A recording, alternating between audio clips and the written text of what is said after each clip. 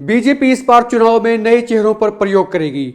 लोकसभा चुनाव में कामयाबी मिली तो ये तय मान लीजिए कि इस फार्मूले को विधानसभा चुनाव में भी दोहराया जाएगा, यानी कि सेकंड लाइन को तैयार किया जा रहा है। लिहाजा अभी लोकसभा चुनाव की बात करेंगे और आज का ये खास एपिसोड भिवानी महेंद्रगढ़ लोकसभा सीट पर फोकस्ड रहेगा। नमस्कार, मैं हूं सर्वेश कुकरा, आपका एक मत पोस्ट पर बहुत बहुत स्वागत है। इस सीट पर मुकाबला इस बार बेहद दिलचस्प होने वाला है, या फिर कहें तो बेहद रोचक होने वाला है। मौजूदा सांसद धर्मवीर सिंह है और उनकी टिकट कट सकती है। वे पिछली 2 योजनाओं से इसी सीट पर सांसद चुनते हुए आए हैं। सूत्र बताते हैं कि धर्मवीर सिंह ने भी हाईकमान को यह कह दिया है कि वे लोकसभा और विधानसभा दोनों के लिए फिट हैं। अब यह हाईकमान की मर्जी है कि उन पर दाव लगाएगी, उन पर दाव खेलेगी या फिर किसी और पर। हालांकि धर्मवीर सिंह को राजनीति का मौसम वैज्ञानिक भी कहा जाता है, लेकिन बीजेपी इस बार यहां से किसी बड़े कद वाले यादव नेता पर दाव लगाने के मूड में है। आप ये भी कह सकते हैं कि राव इंद्रजीत के मुकाबले अहिरवाल में किसी यादव नेता का इसी बेल्ट में कद बढ़ाना चाहती है। लेकिन ऐसे फैसले कई बार गफलत भी पैदा कर जाते हैं। बीजेपी के बड़े नेता भूपेंद्र यादव का यहां से नाम आ रहा है और उन्होंने इस हलके में सरगर्मियां भी तेज की हुई हैं। वैसे तो बीजेपी जेजेपी को गठबंधन में रहते हुए एक भी सीट देने की मूड में नहीं है, लेकिन अगर टेबल पर कोई डील फाइनल होती है तो आप ये तय मान लीजिए कि भिवानी महेंद्रगढ़ की एक सीट जेजेपी को दी जा सकती है। और अगर ऐसा हुआ तो फिर आप ये भी तय मान लीजिए कि दिग्विजय चौटाला यहाँ से उम्मीदवार हो सकते हैं, लेकिन संभावनाएं मैंने जैसे पहले कहा कि बेहद कम। और अगर ऐसा नहीं होता है तो फिर भूपेंद्र यादव बीजेपी की टॉप चॉइस रहेंगे।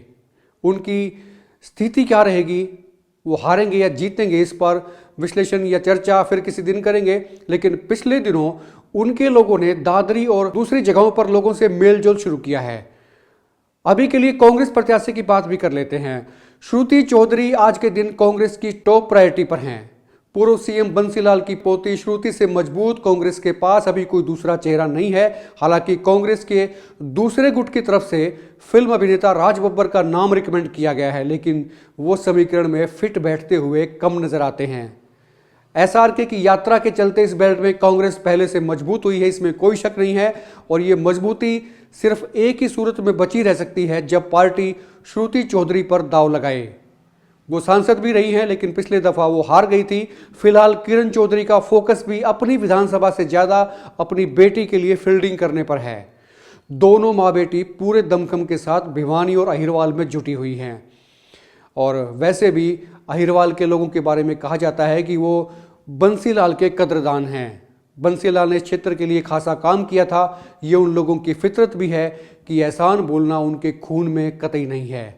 लिहाजा बीजेपी को इस बार भिवानी सीट पर पसीना बहाना पड़ेगा, ये आप तय मान लीजिए। और इस सीट पर जब भी कोई नई चीज़ें आएंगी, नए समीकरण बैठेंगे, नए बदलाव होंगे, चेंजेस आएंगे, या और भी काफ़ी सारी चीज़ें यहाँ पर आएंगी बीजेपी की तरफ से, जेजेपी की तरफ से या कांग्रेस की तरफ से, हम आपके सामने फिर से पेश होंगे।